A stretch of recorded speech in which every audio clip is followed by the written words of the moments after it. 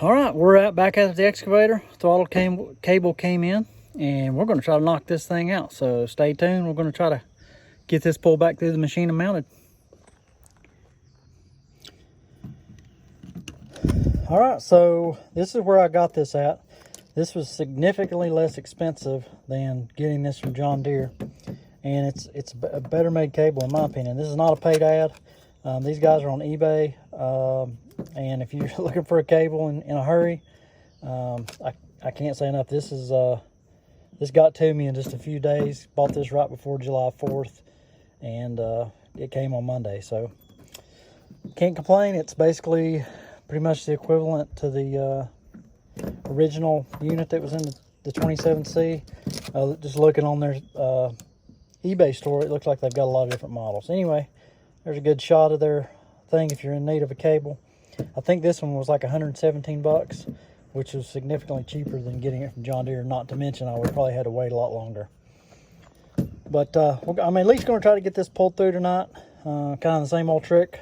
I'm going to tape this to the old one, try to feed it through. I've already got it cut loose. On the 27C, kind of in the middle where this goes across the motor mount, there's two zip ties that you have to take loose. That's how I kind of damaged my hand up there, sticking my hand down in there and trying to get it out. But that saved me a little bit of time. I still had to take most of the excavator apart. But I'm at least going to try to get this in tonight, at least fed through, or not fed through, one or the other. We'll see how it goes. Okay, worked like a champ. Got the old cable out. That's what's left of it. You can kind of see what happened to it there. Got rusty, broke. I did put we had a little cover over it. I re-added that. You see it comes up here. Got it mounted. Getting ready to put on the mounting hardware.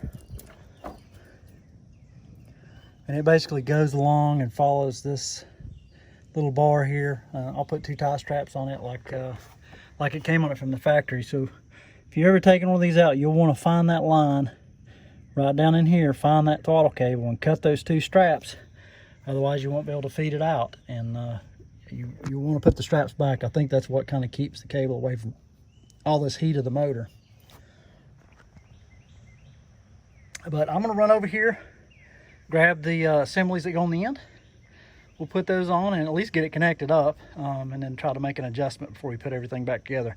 I doubt I'll get that done in this video or tonight, but this is mainly just to show you how to fish one of these throttle cables through. It'll save you a little bit of time. As you can see, if you looked at my prior video, there's a lot of stuff I've already taken off, and if I hadn't have took this little shortcut, I would have had to take even more off, probably the alternator and the starter.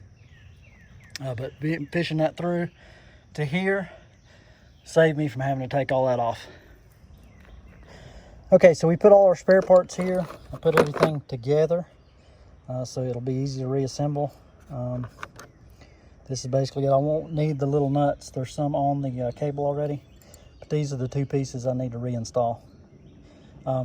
This side goes on the engine side, and this swivel, that's a little joint there, that goes on the throttle side.